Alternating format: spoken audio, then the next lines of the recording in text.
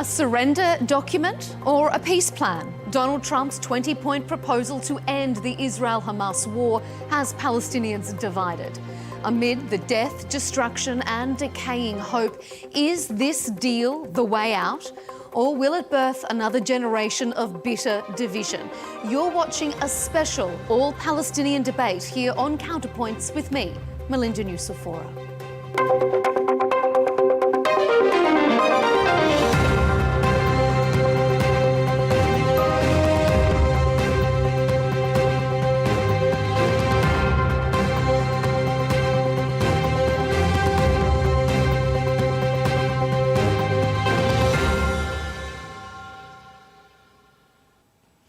It's been 2 years since Hamas's October 7 attacks. The vast majority of its military leadership has been killed. An estimated 66,000 Palestinians have died and 90% of homes have been damaged or destroyed. The UN has declared both a famine and a genocide in Gaza. For 2 years, the Palestinian civilians have paid the price for Hamas's atrocities. Is President Donald Trump's peace plan their best way out? Some Palestinian analysts say the plan may be bad, but rejecting it would be worse. Others argue it sidelines Palestinian rights and contravenes red lines. In an earlier episode of Counterpoints, we brought you an all-Israeli panel exploring their diverse perspectives on the current conflict. So, on this show, we'll explore the other side. We'll ask our all-Palestinian panel, is this deal a pathway to peace or the start of a new colonial era? Who should govern the Palestinian territories when the war ends?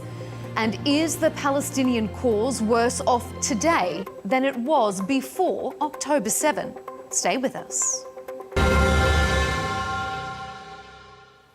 Joining our special all-Palestinian panel is Ahmed Eldin, host of the Out Loud podcast and Professor of Storytelling at the Bari University. Halil Sayer is joining us, Executive Director of the Agora Initiative, a non-profit dedicated to educating people about the Israeli-Palestinian conflict and supporting peaceful coexistence. And rounding out our panel is Dr. Jamal Nizal, a spokesperson for the Palestinian political party Fatah. I appreciate all of you joining us here on Counterpoints. Thank you for your time. Now, President Trump says his 20-point plan will ensure eternal peace, as he calls it, in the Middle East. But Hamas wasn't part of drafting this plan, and it only saw it after it was presented to the press. Critics of the deal say it sidelines the rights and aspirations of the Palestinian people, and they question whether it will effectively end the Israel-imposed starvation and bombardment. Dr. Nizal, let's start with you. Is this deal a pathway to peace or the start of a new colonial era for Gazans? Well, it could be either of the two options, but the most important thing about it, it's the fact that we can, for the first time, reach a permanent ceasefire. We didn't have that before. It can also stop the starvation, and it can put a halt, hopefully forever, on Israel's ambition to annex the West Bank or Gaza. It will open the window for reconstruction. There's a plan for the reconstruction. And we will no more have 120 Palestinian people killed every day by Israel. I think that's something, and it's worth the shot. We have to try. What other options are there? I mean, for someone to reject this, they must be having priorities that overweigh all these positive aspects of the plan, and there are no options. The people of Gaza want the plan to be implemented because they want a ceasefire. They badly need a ceasefire. And it is worth the risk. Hamas says they are keen on keeping their weapons. They do not want to disarm, but the weapons did not protect them, nor did they protect the Palestinian people. There are no Hamas weapons in West Bank. We are not protected from Israel, but we don't have this high rate of killings that we have in Gaza. Mm-hmm. So we should try this. We should. Ahmed, what do you think? Are there other options? Is this the only option on the table? And do you think, as Dr. Nizal said there, that it's worth a try?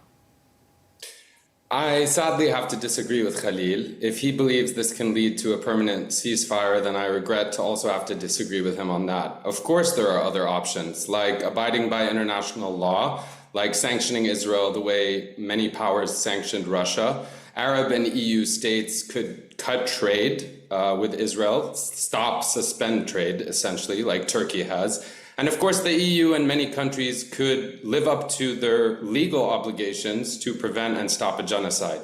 We almost saw that happen with the flotilla, but of course, Israel abducted all the citizens on those boats, including from upwards of 47 countries, including many Arab and GCC countries. Look, Melinda, to put it really bluntly, let's be clear. This plan that Trump and Netanyahu rolled out is not a peace plan. It's a trusteeship. It's a colonial blueprint with glossy PR, like redevelopment and stabilization. But those terms don't do anything about the simple fact that it clearly outsources Palestinian rights to the very powers that are enabling the devastation that Khalil spoke about. Donald Trump would chair a board of peace with Tony Blair, the Iraq War Prime Minister, to help run Gaza's day after. I mean, Palestinians are being erased, not just in real life, but in this plan, they would be subjects and they're being erased as subjects and they'd be recast as objects to be managed. And I think it's clear that, I don't even know what to say about Blair and that proposal.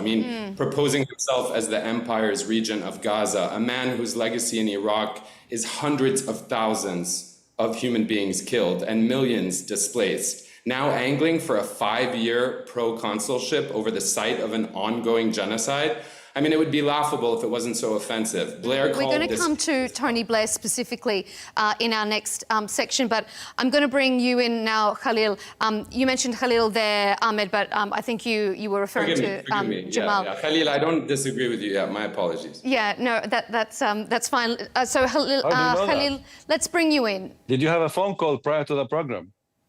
No, I had a class. I was teaching. Anyway, go on.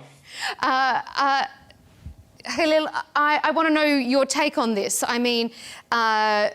Is this peace or is it a trusteeship, as Ahmed has said? It's completely a trusteeship, and it's far from being called a peace deal. Obviously, the issue of Palestine is not only the issue of the genocide in Gaza. We have the broader apartheid regime that's ruling the Palestinians in the West Bank, that is still slaughtering the Palestinians, restricting their rights in the West Bank, that is confiscating more land, that is, violating the status quo in Jerusalem, etc. So all these issues are part of the issue here. So to really minimize the Palestinian question to Gaza would be a mistake in itself. But I disagree with Ahmed slightly on the issue that this would only, continue the genocide. I think that there is quite positive points on the deal in the sense that it has improved from what the Americans have proposed before. The last time Mr. Netanyahu was here in Washington, Trump was talking about the ethnic cleansing of Gaza and about the whole so-called Riviera of the Middle East, where they want to build this new city in Gaza, and the residents of Gaza and its indigenous people wouldn't be living there. I think the fact that the deal states very clearly that the people would be there and there would be no forced displacement is a win that we should take. I think that the fact that it states clearly that there will be into the genocide, we should also take it and build on it. The problem with all our approach to this issue, I think, is that we are really not providing an alternative. And I speak as someone who is from Gaza, and I left Gaza a few years ago. I have family there who talk to me every day and ask me the question, what's going on? Are we going to have a peace deal? And when people talk to me from Gaza, they're just saying, think whatever is there. We just want the genocide to stop. And I understand the desperation that people are feeling right there. And I understand also what Ahmed is talking about in terms of the fear of the continuation of the apartheid and the colonialism. But here's the thing. If anyone has thought on October 7, 2023, that this is leading to anything better for the Palestinians, I think they're mistaken. The unfortunate reality that the apartheid and colonialism for the short term will continue, and we know that. The question is, would the people survive? And that's, I think, should be a priority. The liberation of the Palestinian people is coming and inevitable. However, I don't think it's within our close time, and that's why I think we should prioritize the survival of the Palestinian people. And yes, it is colonialism. Yes, this deal is colonialism walking and talking, but I think we should still consider it just for the sake of the people surviving in Gaza, so that when the time of liberation comes, we would have actual people that are still in Gaza and not a complete devastated Gaza with a full ethnic cleansing. Go ahead. I can see you want to jump in there, Jamal. Go ahead. Well, I think it all comes down to who benefits more from continuing with this very situation. I think if we were to go for more war, if we give Netanyahu more war, he will stand to win. I believe if we stop the hostilities now, Hamas will stand to lose its grip on power in Gaza. Losing their weapon, meaning losing power. Hamas is playing power, and therefore it is playing on time. It is using delaying tactics. So if we steal time from Netanyahu, what will he still fail to achieve? He will fail to achieve the permanent occupation of Gaza, the forced displacement of the people of Gaza. He will fail to annex Gaza and the West Bank. So he does stand to lose. And I believe he was forced to accept this plan. Now, this is not a peace plan. It's not a full-fledged peace agreement. It's a ceasefire agreement. The only one who will benefit from this is the Palestinian people in Gaza. You don't need to ask them. They want for this to stop right now, because most people who are starving sleep on the streets in makeshift tents. And these tents will fly in the sky once the rain falls the first time in Gaza. And I'm sure that there is no justification for the leadership of Hamas, who lives in hotels and five-star hotels in Qatar, to decide over peace and war for the people who live in the makeshift tents. There is no moral stand for rejecting this plan. It's not the best plan. And we have to know what happens if we accept it and what happens if we do not accept it. And we have to think of our people. I'm afraid Netanyahu is not thinking of the hostages. He doesn't want them. He wants to use them as a pretext to continue with the war. It's his war. It's Netanyahu's war for survival. If the war ends, most likely his career will end. If the war ends, Hamas will lose power. So you have a situation where both parties do not want to end the war. Ahmed, I'm going to bring you in there, but just for the sake of fairness and balance here, I should say that according to Israel and according to the Prime Minister, one of their stated war goals is the safe return of the hostages, and Netanyahu says that remains in front of mind. Just for balance, I'm going to put that out there. Ahmed, you want to jump in? Yeah, I just, as I was hearing Jamal speak, I mean, Khalil made some good points about the desperation, and maybe that's why we should consider accepting any deal. But I think it's important, we're assuming that this is going to end the war. That's not stipulated in the actual language. And I want to remind everyone, when people show you who they are, you should believe them. That includes Trump and Blair. Blair tried economics first as quartet envoy in 2007 to 2015. What happened? Settlements deepened. And that wasn't in Gaza. That had nothing to do with Hamas, Jamal. That was in the West Bank. Apartheid hardened in 1948 Palestine. Gaza was then bombed in 2008, 2012, and 2014. So he had 8 years already to come up with a two-state outcome. We got more entrenchment, more annexation, more apartheid. Why should we reward failure under this leadership? What has Trump done in all of the ceasefire negotiations during the 2 years of genocide that give any indication that he's serious about a ceasefire and stopping the war? So let's not lie to ourselves or lie to the audience in suggesting that there's anything in the actual language of this peace plan that indicates there will be a lasting or permanent ceasefire that will protect the Palestinian people. Look, I am not from Gaza, so I defer to them, but many people in Gaza agree with what I'm saying. Let's read the fine print. The White House text says Gaza will become a de-radicalized terror-free zone. Okay, there will be a technocratic Palestinian committee with oversight and supervision, and that the International Board of Peace will be headed by Donald Trump. Do we know who Donald Trump is? Do we know who he's beholden to? are we going to ignore all the previous decisions and things he's said, demonizing the Palestinian people? Hamas is a lot of. Why will going on with the war excuse be me, better Jamal, let me than just this? finish my point, and I'll let you. I asked you a question. What was your question? My question was, why do you think continuing with the war is the better option? I didn't say that we should continue this with is the crazy. war. I said earlier, Jamal, let me speak. Well, you said the ceasefire in Jamal, this can I condition speak is and bad. answer your question? Is it my time or your time? You said halting fire is a bad option. Is that what I understand? Okay, now you're acting like an Israeli propagandist and putting words in my mouth. Can I just finish my sentence? Now you are being a bad Or person do you want to saying keep, what you're or do you want to saying. keep I'm Piers acting as a Morganing me? Palestinian person. Do you want to keep Okay, Piers all right, Morganing? and well, No, let's let Ahmed answer the question then. What? To me, you sound like an Israeli.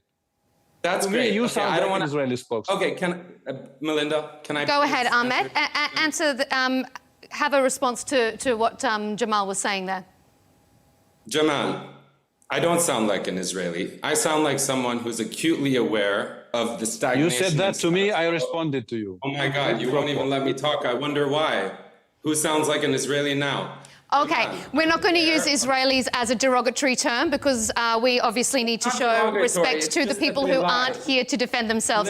So we'll pause that. Israelis are notorious for lying. But they are not here to defend themselves, and so we're not going to devolve into that. We are focusing on Palestinians. That's what this debate is. So if answer the question with so if they're interrupted 4 times. Go ahead, Ahmed. If they don't take the deal, what's a better option? The better option I mentioned at the top, which is applying sanctions, which is galvanizing people's. But that's not on the table. It is on the table. It's very much on the table. It's not on the table in the peace deal. Listen, genocide is not self-defense. You said Israel is not here to defend themselves. Israel is not defending themselves. Let's get that straight. Jamal, let me finish before you interrupt. Systematically pulverizing a besieged population with industrial bombing is not self-defense. We have seen already UN briefings say that Israel has stepped up the attacks. And quite frankly, Trump and Netanyahu staged this press event saying accept in 3 or 4 days or face consequences.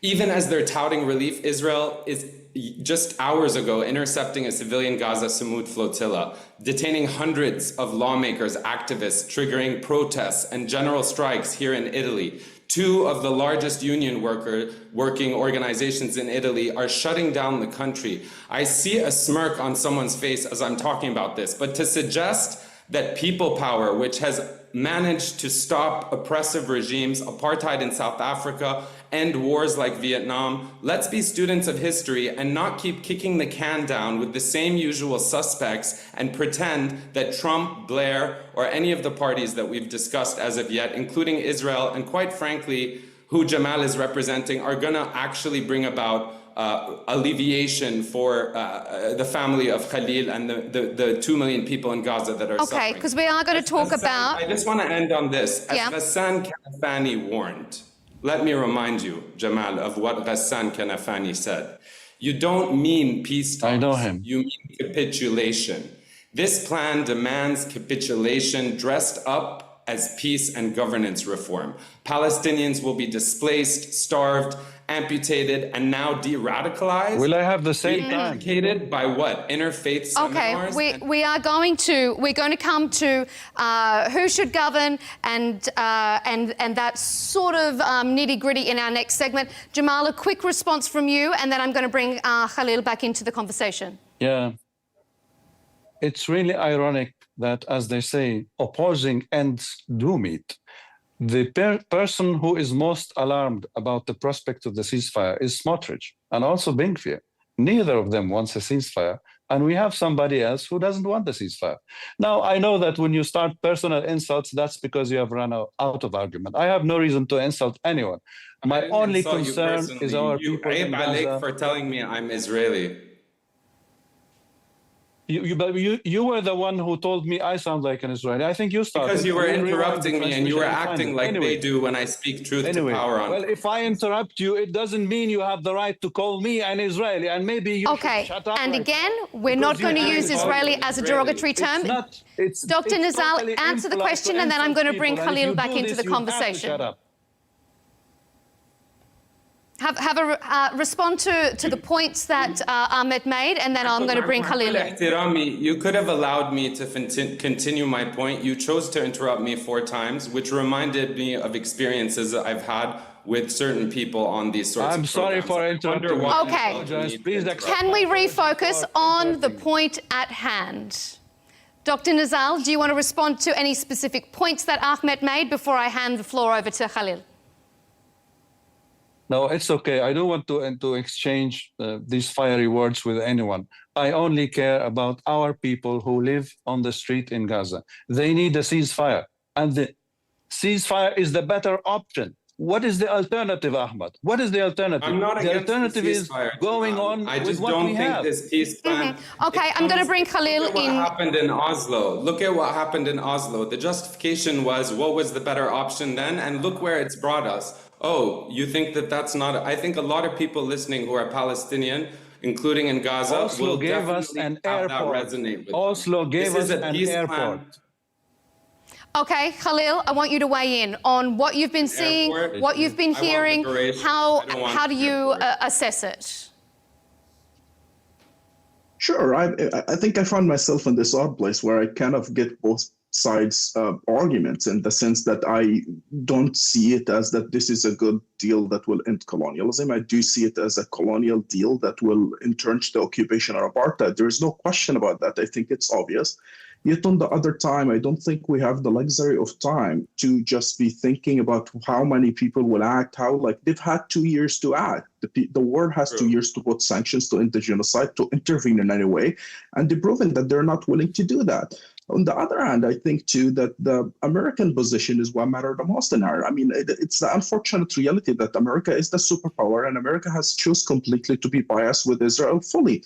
And I think that is true when Biden was in power. That is true when Mr. Trump is in power. And I think this will continue likely for at least the next 2 years of the Trump administration. What is the next administration would look like, how much it would be still biased toward the Palestinians or not, I don't know. And I don't have these questions. The question that keep me awake at night, can the Palestinian people in Gaza survive for the next 2 years if we continue waiting? Now, here's the thing. The deal is terrible and the conditions are terrible. Can we take it? Is the question. I think I don't have a good answer myself. I personally think that we have to just stop the war no matter what the cost. And here's the thing. It really is frustrating to Palestinians. And I hear this from people in Gaza all the time. I was just a few months ago in Egypt meeting with all sort of survivors of the genocide there. And the thing that really I kept hearing is the following, that the war always awakes when our blood is spilled, and not when the things are getting worse. The people in Gaza were already living under siege for 17 years before. The people in the West Bank are living under apartheid and under slaughter and under a crackdown by the Israeli regime. And the world is not awakened. Only when the genocide is happening, the people want to go and talk about sanctions, protest, the people power, etc. That's the thing. I think it's upon us, Palestinians in the diaspora, to make sure that the war in Gaza stops as a start. And yes, there will be colonialism, because we know that colonialism doesn't fall in one day.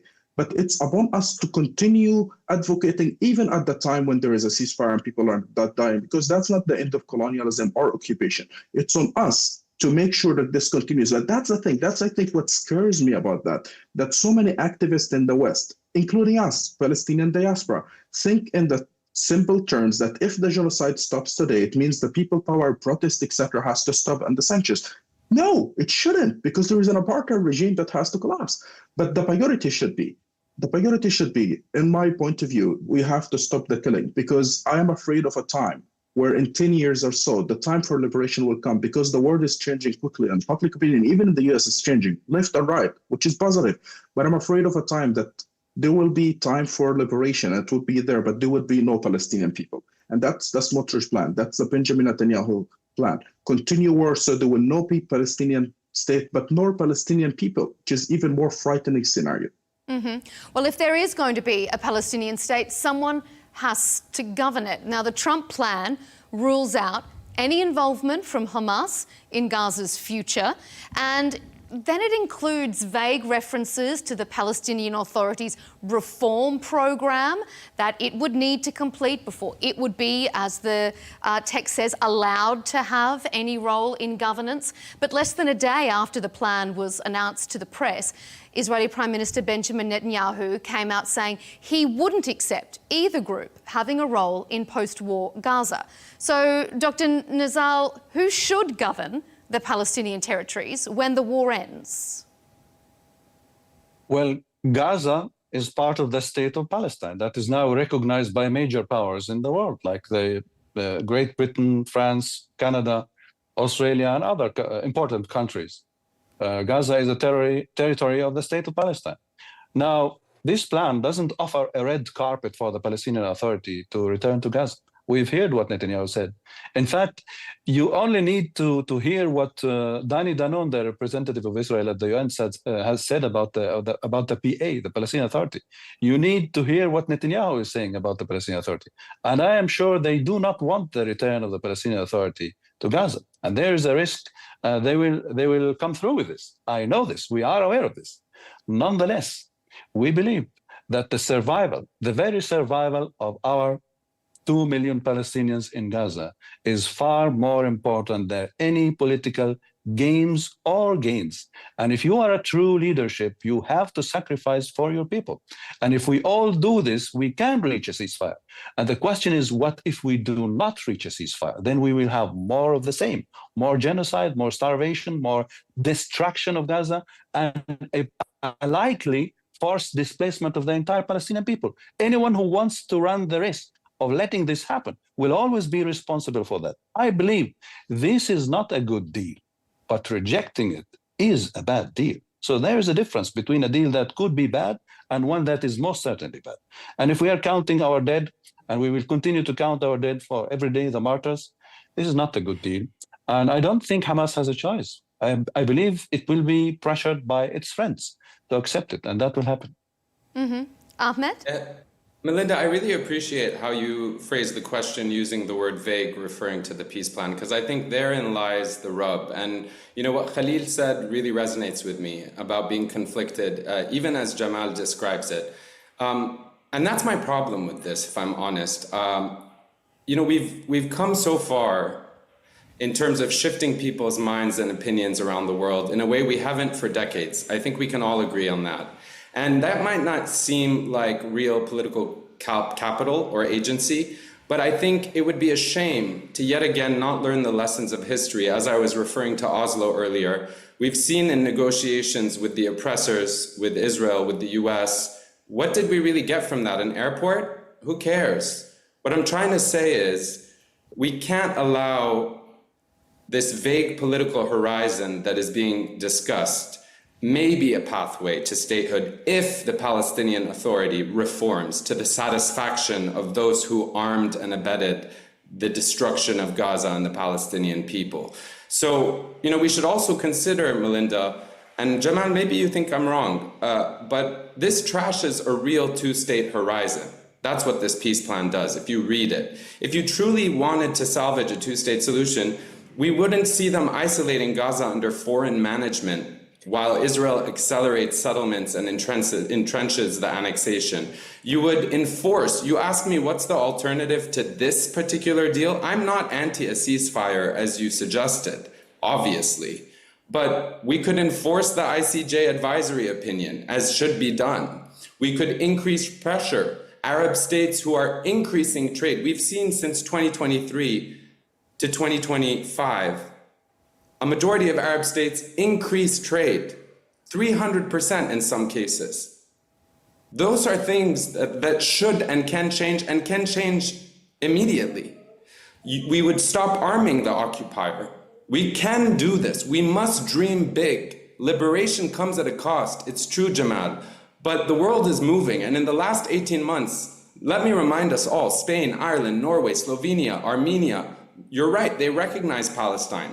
Okay, Britain, Canada, and Australia and Portugal recognize Palestine. Mm-hmm. But what is recognition what is recognition of Palestine abstractly without recognizing the genocide that, as we all agree, must stop. Okay. Even mainstream European outlets, Melinda, last point briefly, are noting how the ICJ treats the occupied Palestinian territories as a single unit, which is precisely what this Gaza-only plan is trying to deny.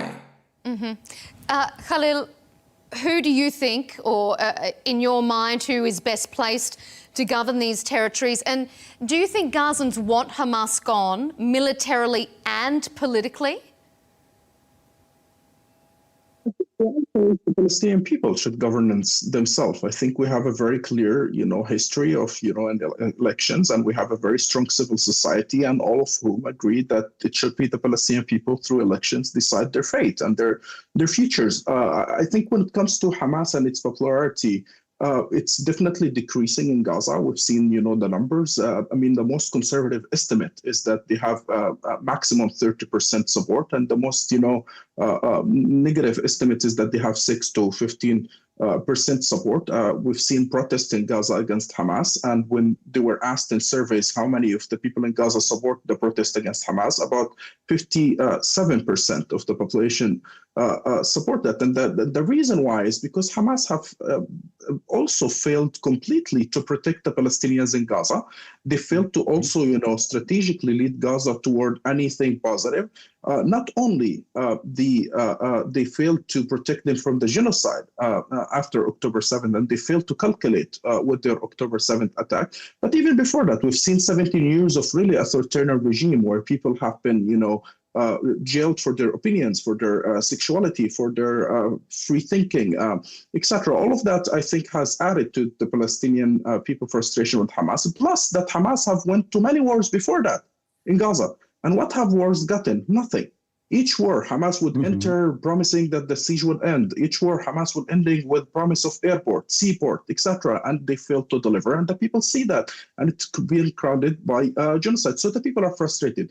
On the other hand, the people look at the PA as weak, as also, unfortunately, corrupt, as also, incapable of delivering. Because you look at the Palestinian Authority in the West Bank, they delivered to Israel every single demand they wanted. They wanted reform, they provided reform. They wanted security coordination, they provided that. They wanted crack on what's so-called terrorism, they cracked down on terrorism. And what they've got and delivered, more humiliation and more insults, etc. So the people feel that both of these parties have failed them and have delivered nothing.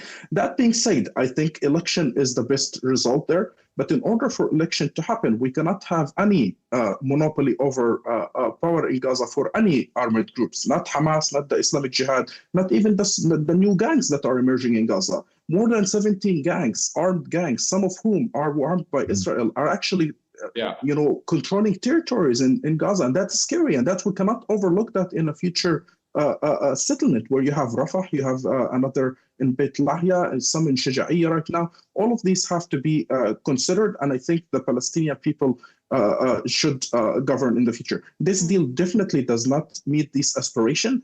However, again and again, I think what is the priority right now is to stop the genocide. But to stop the genocide is not the end of the fight. I think it's the beginning of the fight, because what you need to do is to ensure the people in Gaza survive and thrive. And at the same time, it's upon us, people in the West, especially Palestinians and the diaspora, to fight in the same energy, if not even more, than during the genocide, because that's when the real fight starts. We cannot have another Oslo agreement where Israel use it to say, well, there is peace, and in reality, they expand the settlements, etc. We have to be more than aware to fight on abroad, but at the same time, realistic enough to save the lives of our people in Gaza. Jamal, respond to some of what Khalil has said there with regards to the concerns that people have about the legitimacy, the operations of the PA. Well, I agree with him. I agree with him completely, almost in everything he said, especially in the way how he described the bankruptcy of Hamas in Gaza. But also, he is right to criticize the PA, because Israel has done everything to weaken the PA. In fact, I recall a soundbite of Smotrich who said, he said, Hamas is our chance, whereas the PA is a threat. The PA is a liability to Israel. Hamas is a chance. Netanyahu was asked, why do you give money to Hamas? He said, anyone who does not want a Palestinian state must weaken the PA and strengthen Hamas. However, all of this this whole situation has to be end. In my view, we need to have a ceasefire and stop the genocide, comes what may, because there is nothing more dear to us than the blood of the people, the innocent people who were not asked by Hamas if they want this war number 10 imposed on them by whoever it is. Hamas failed to calculate the consequences of this terrible genocide that has been unleashed by the worst army, the least moral army of the world, that is the Israeli army. They killed children, they sniped girls, they shot a girl with 300 bullets. Who does that? They do this in front of the cameras. They want the world to see this. They want this is pervert. They want the world to witness why they are killing children. Who does this? And who doesn't want this to stop? Ben-Gvir, Smotrich, and somebody else. I cannot fathom how anyone can wait a day longer to see this war end. It's not a war. It's a one-sided aggression by Israel. And yes, we opposed October 7th. It was a deadly mistake. Don't tell me liberation has a cost. That is because somebody who lives abroad and has a comfortable life doesn't care about the price the people of Palestine have to pay. Who are you liberation has a price. Wait, you first. Who are you didn't want referring me to to? interrupt I think you should you didn't want clarify me for to the interrupt you. audience. From abroad. You interrupted Excuse me, me, so you I'm going to didn't want me interrupt to you. Are interrupt you you. referring to me, Jamal? Were you talking about me and my comfortable life? What do you know about my life? Well, this transmission is not about you. You don't This have a discussion is comfortable not life about you. as This someone who has. transmission is about You don't have a comfortable life Smotrich as and someone who Ben-Gvir, enjoys security Smotrich and and Ben-Gvir. military coordination with Israel. You don't oppress Palestinian people in the West Bank.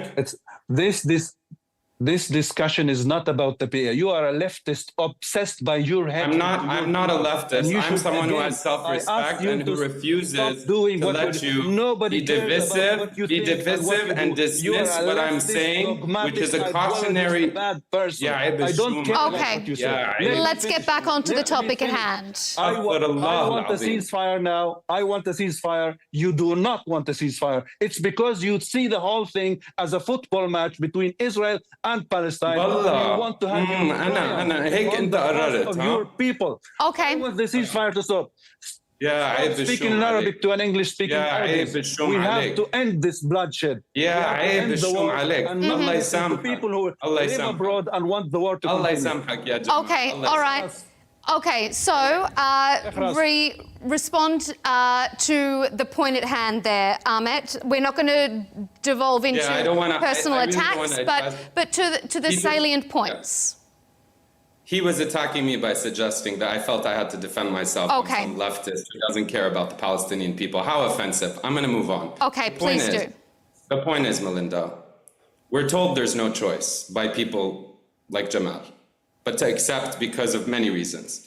But for nearly 2 years, we've all watched proposals come and go. Families in Israel have also watched their own government torpedo deals, the US torpedo deals, the vetoes at the UN. We know that the world is cruel and it's unjust, and that it is disproportionately against us. That said, Israeli soldiers have been killing Israeli hostages. If not by mistake, we've seen that they don't care about the hostages. At least the three of us can agree on that.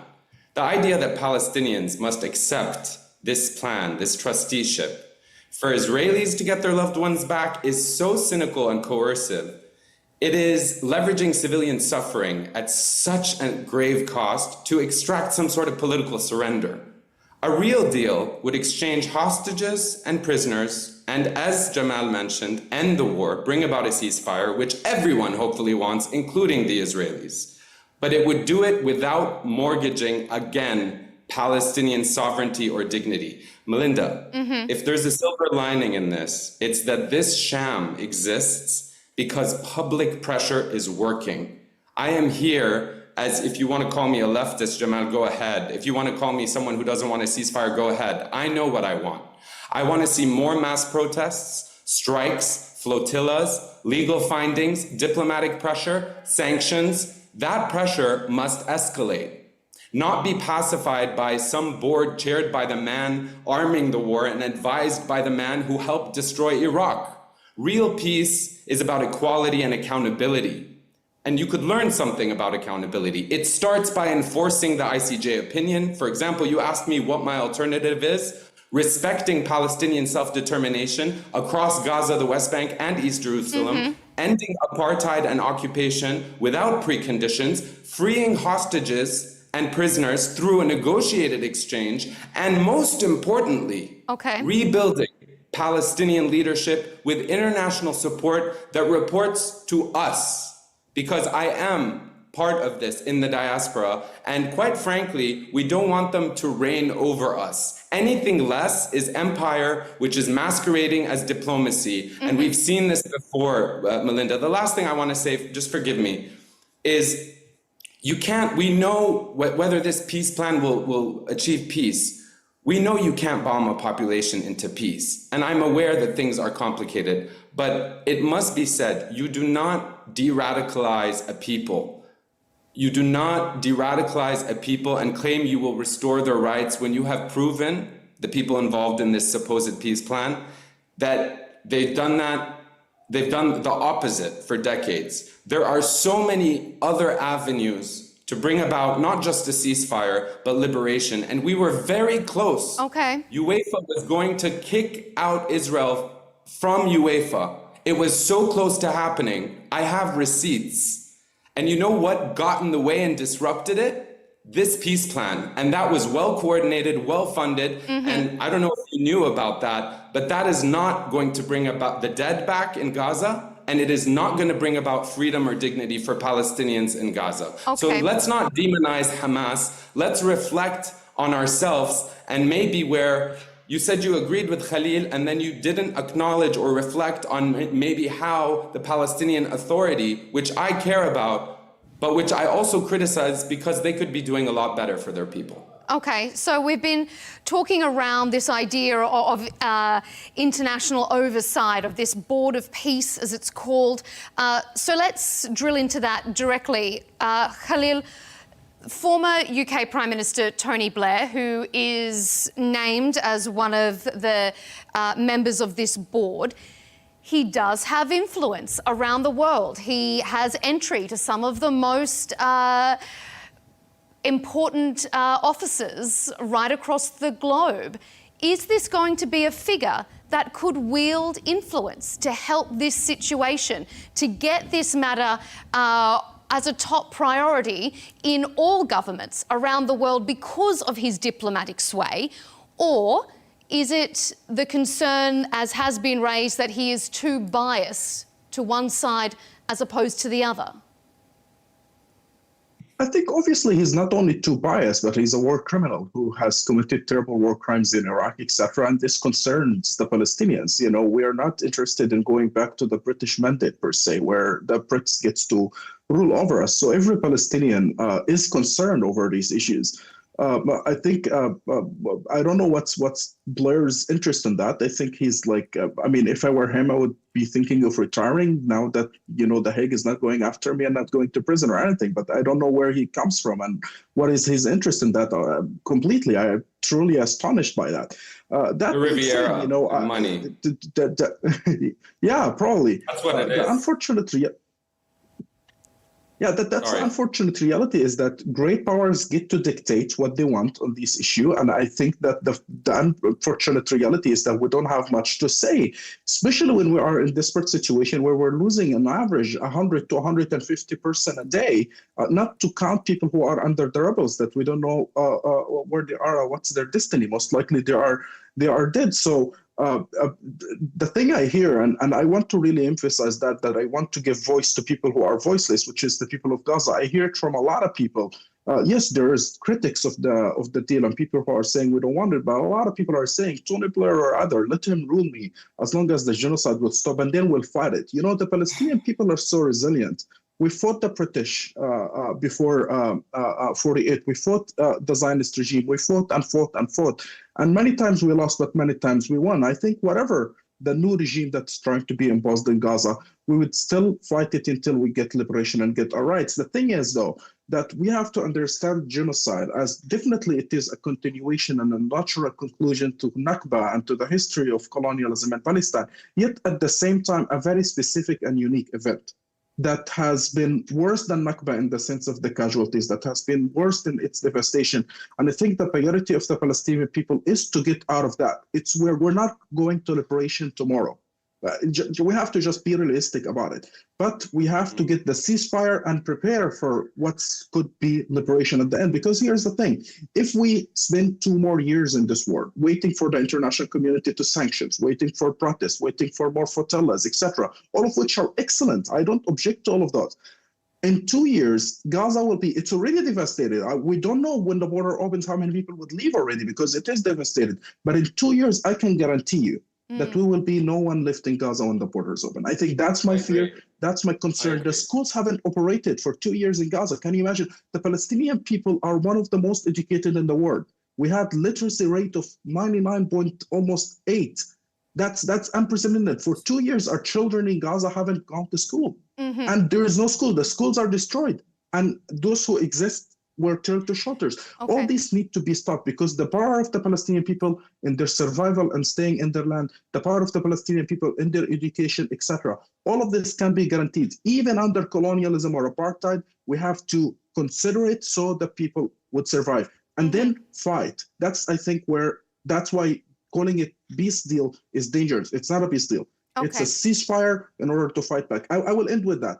Hamas have gotten to many wars before and got a ceasefire. And none of the ceasefire Hamas has gotten before has guaranteed the rights of the Palestinians, and none of them even connected it to the West Bank. Okay, Dr. Nizal, I'm going to bring you in here to see your point of view. I just do need to, again, clarify for the sake of accuracy and balance. The UK's Iraq inquiry report in 2016 did give a damning assessment of Blair's role in the Iraq war.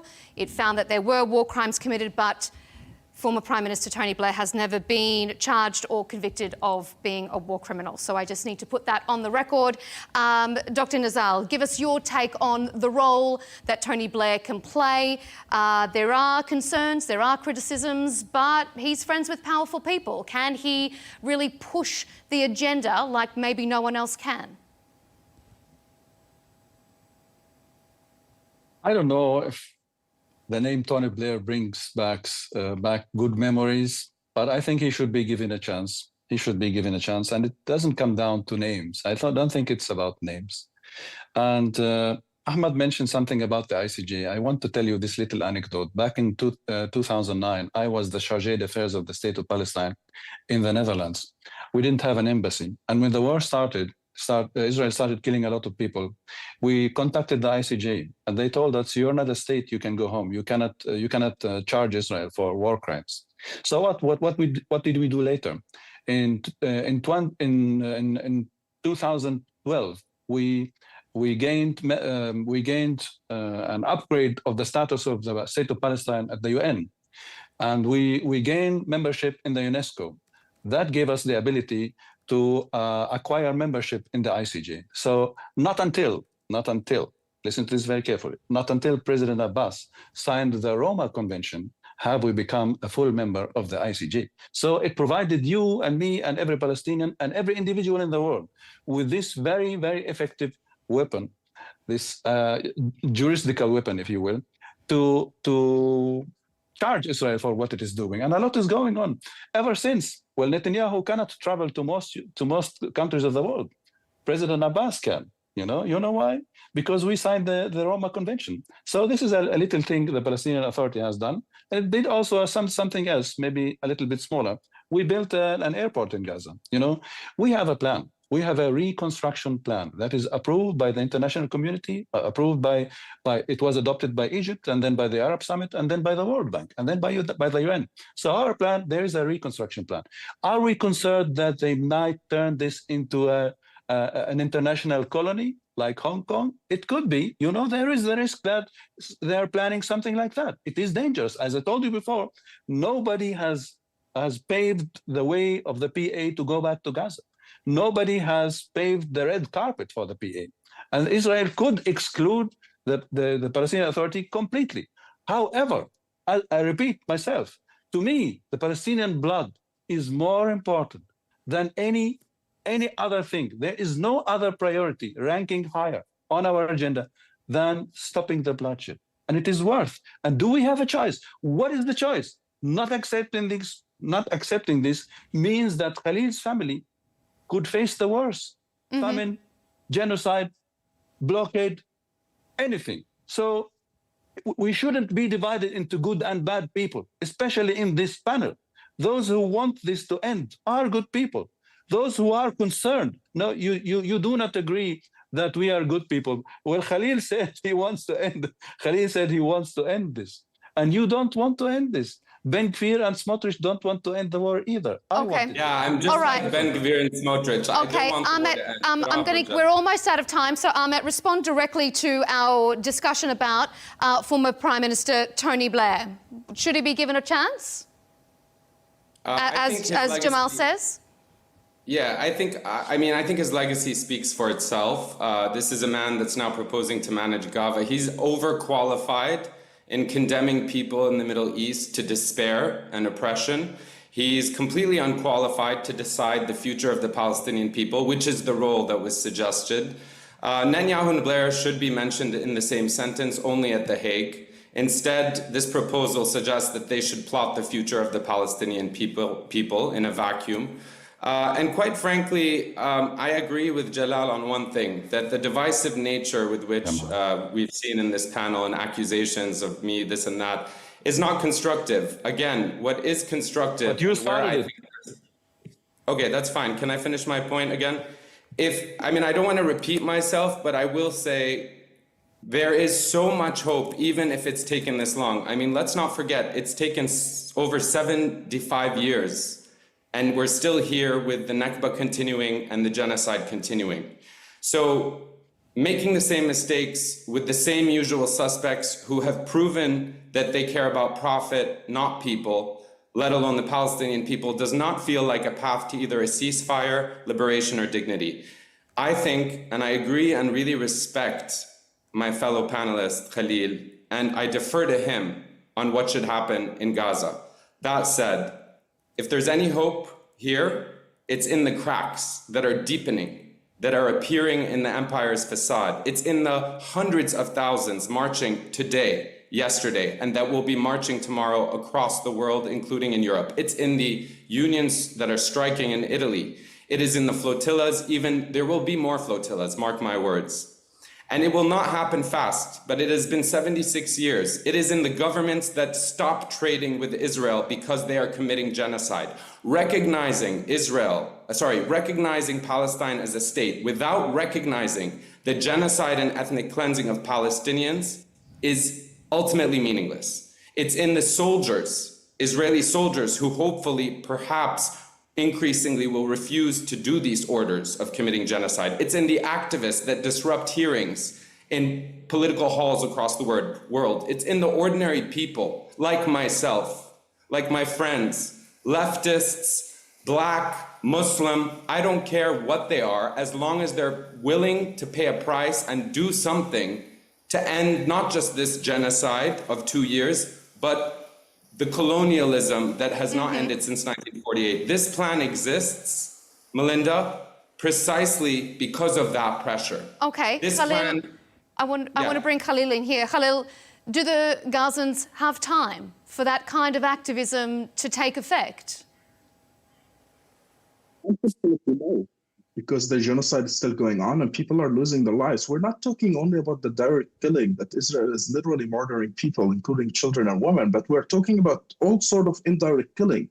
The famine, the deprivation of medicine, the bombing of hospitals, the fact that people cannot go abroad for medicine or education, etc. All of this is literally shrinking. I mean, if you look at the numbers, even the population is decreasing. People, you look at the pictures, you see people are getting weaker and weaker. Their bodies. There are some people I know in Gaza personally, literally people close to me, died because of the amount of time they walked in the displacement.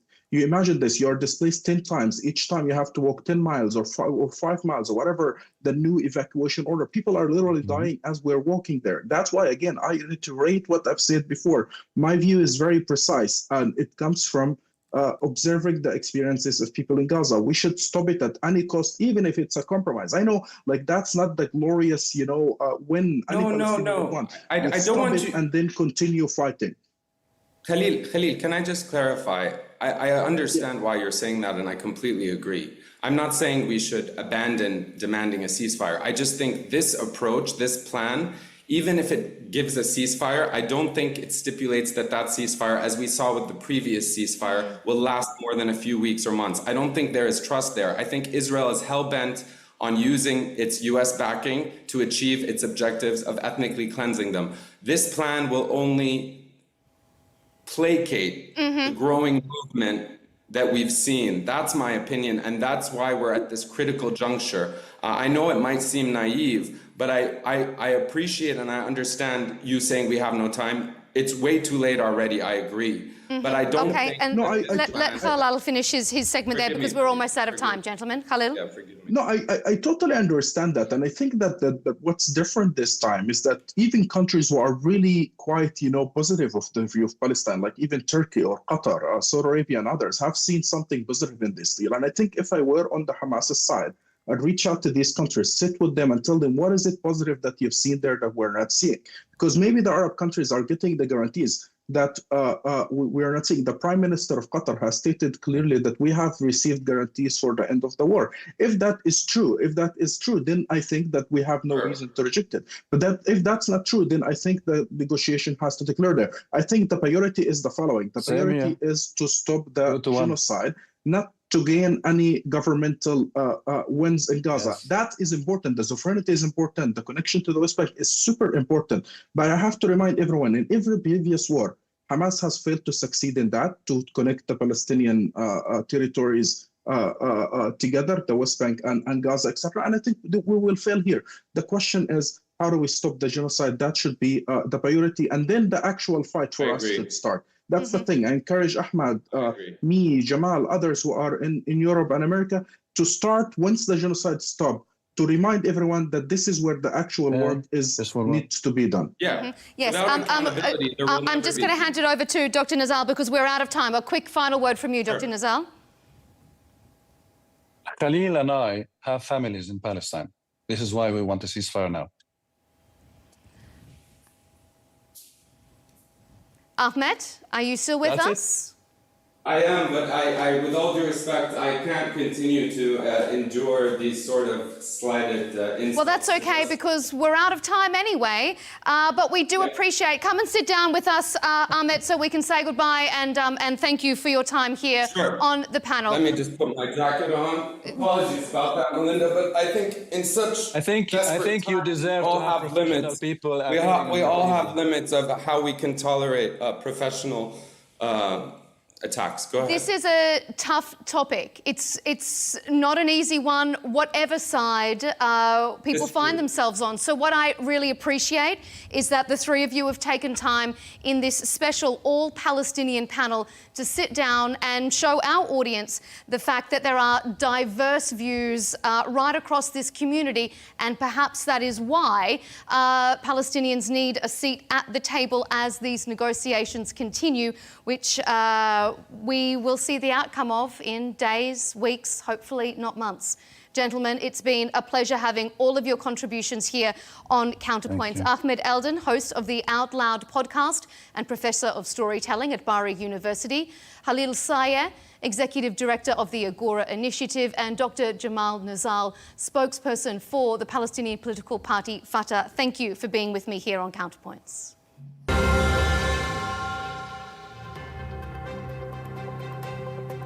And we appreciate you, our audience, for tuning in to this special All-Palestinian episode on Counterpoints.